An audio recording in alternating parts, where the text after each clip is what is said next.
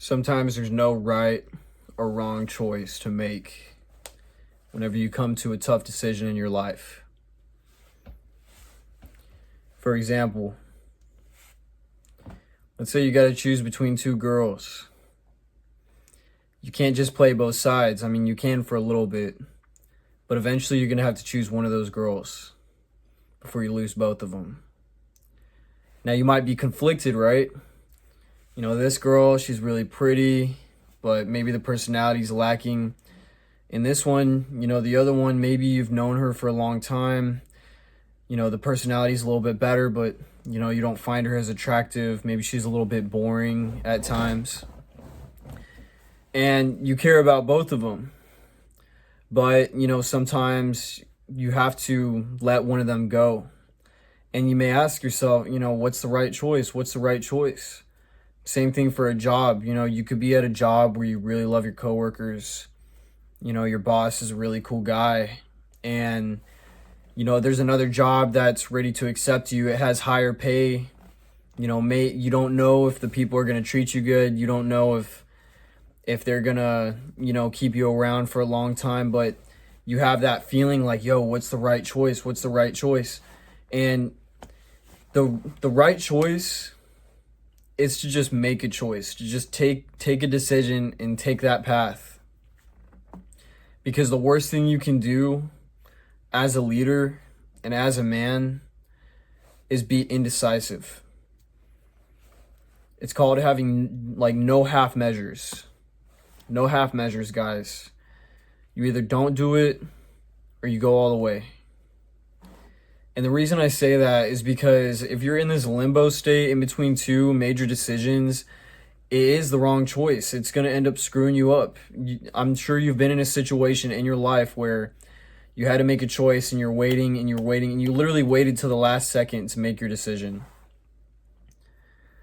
And it ended up screwing you over because you end up having less and less options the longer that time goes on. So any famous general in history, you know, if you look at Julius Caesar, this guy, he was making decisions left and right. Whenever he knew that Pompey was plotting against him, Caesar immediately set out marching towards Rome. He didn't wait around. He didn't sit around waiting for Pompey to, you know, come show up and find him. Caesar decided to march back on Rome, and he took a stand. He crossed the Rubicon. When he crossed the Rubicon, this river, a Roman general is not allowed to cross that river with an army. It would make you a complete outlaw because, you know, that's being seen as overthrowing the state. But Caesar, essentially crossing the Rubicon, once you perform that action, there's no going back. And when Caesar got to the Rubicon, he could have said, you know what, we're not going to march on Rome. You know, we're going to lay down our arms. We're just going to chill, negotiate, whatever, right? I'm just going to go in there by myself and I'll see if I can work it out. But no, he said, you know what? He crossed that river, and from that point, he was on that path and he knew that there was no turning back. And that's part of being a man. In Game of Thrones, I don't know if you guys have ever watched this, but one of the most famous characters in Game of Thrones is a guy named Jon Snow. Jon Snow is the son of Eddard Stark, the bastard son, who is the Lord of the North. Well, there's this society in the Game of Thrones universe, this group of warriors called the Night's Watch. And these warriors, basically, they guard the northern wall to the north. Now, in the north, there's this gigantic wall, right, in the Game of Thrones universe. And beyond the wall, there's giants, there's wildlings, there's White Walkers, there's all these, you know, invading tribes and whatnot.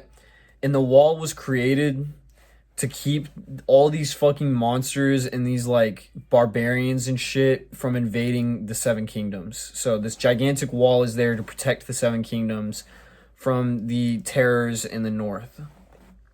So Jon Snow, eventually he becomes Lord Commander of the Night's Watch, right? He joins the Night's Watch. The Night's Watch is this brotherhood, and they basically are the ones that are guarding the wall. They're not even they don't belong to the Seven Kingdoms. They're kind of like their own thing, and the Seven Kingdoms just let them guard that wall, and they send like aid, they donate and stuff. And the Night's Watch basically elects its leaders. So, whenever one of its leaders die or they get voted out, they can vote in a new leader called the Lord Commander. I'm not going to, go too far into it, but Jon Snow starts off as just, the lowest rank in the Night's Watch. He's a steward, and he's actually like one of the greatest fighters in the Night's Watch. He's just a natural swordsman. Well, eventually, as time goes on, he becomes the Lord Commander of the Night's Watch. He actually gets voted in.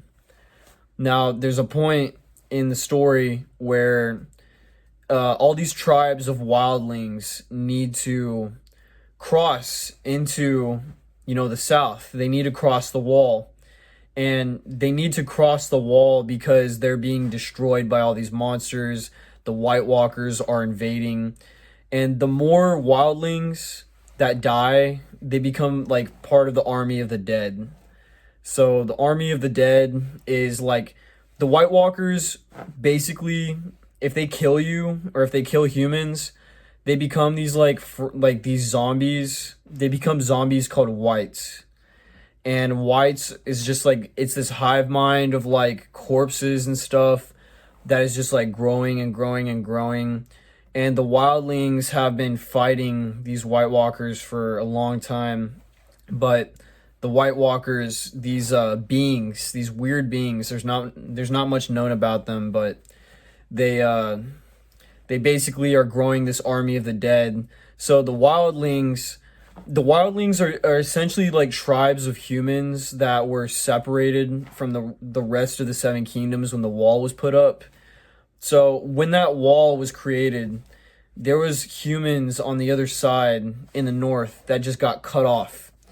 And yeah, they essentially became savages and they became barbarians. Well, now these wildlings have been trying to get down south to, fertile pastures. They're trying to get into the Seven Kingdoms. And the Night's Watch, these dudes that are guarding the wall, they have been fighting these wildlings for like thousands of years. They're mortal enemies. They've been killing each other, fighting each other. Whenever the Night's Watch go beyond the wall into the deep north, the wildlings end up attacking them a lot. There's raids, there's attacks upon the wall. There's all sorts of wars and fighting going on. But Jon Snow, he's the Lord Commander, and because the army of the dead is growing, he has to make a decision, right? He knows that basically the wildlings, he has a choice to either let them, become part of the army of the dead and just let them die out and get destroyed, or he can let them into the Seven Kingdoms, into Westeros. By the way, the name of the Seven Kingdoms, the whole continent is called Westeros, if you didn't know. So Jon Snow, he has to make a decision. Is he going to let them through, the mortal enemies of the Night's Watch, the ones they've been killing for so long, so many dead, Night's Watch members, so many dead wildlings. These guys have been at each other's throats. And essentially, he ends up talking to the Maester of the Night's Watch. And the Maester is this like old guy. I can't remember his name. His name is Maester Aemon. Maester Aemon. Maester Aemon is this like wise old man. Like he's like 80 or 90 years old. Like this guy has like seen it all. Maester Aemon goes ahead and he tells Jon advice as he's in the Night's Watch. He becomes like kind of a mentor to him, like a father figure almost. And Jon, likes to come and ask Maester Aemon for advice from time to time because, he's just so wise. He knows everything. Well, basically, Jon Snow says, Maester Aemon, if I let these wildlings through, if I let them pass, the wall, the borders, into our lands, into Westeros, half of the men, half of the Night's Watch under his command are going to hate him, and he knows it. He already knows that half of them are going to hate his guts. They're going to want him dead, right?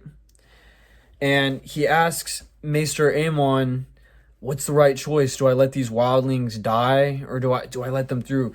Jon is really, really, really conflicted about making this decision, right? He's at a fork in the road where he has to make a really hard choice. You know, it's either option A or option B, and both options honestly are not ideal, right? There's no like option C that just makes everyone happy. No. It's either you let these motherfuckers die and you let the army of the dead grow stronger, or you let your mortal enemies pass through the wall and, you know, your own fucking brothers just hate your guts and they want you dead.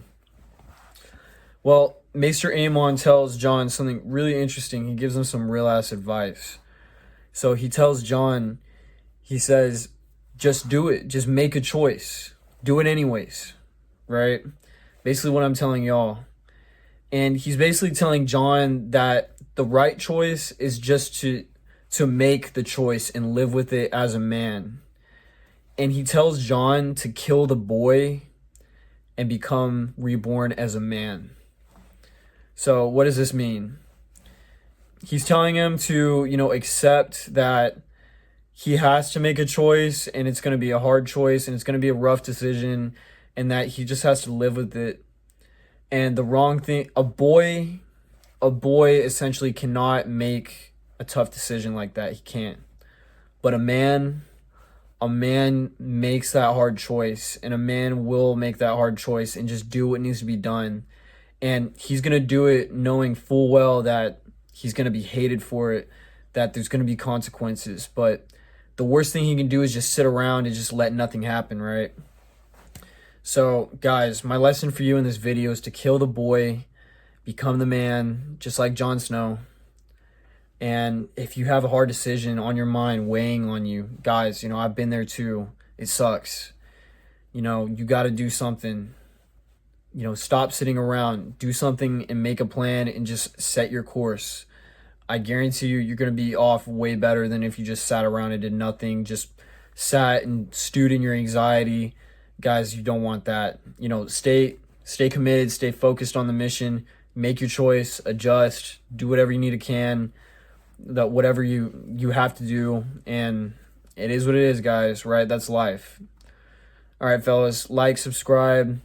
If you need help in your life, if you're trying to get your life back under control, live life to the fullest and unlock your full potential, I have a link down below to a calendar. You can book a call with me. We can talk one-on-one. I can help you unlock your full potential and keep you accountable and tell you what's been going on in your life. You know, if you're fucking up, having addiction problems, if you're trying to get out of a rut, hey, that's exactly what I'm here for. All right, guys. Peace.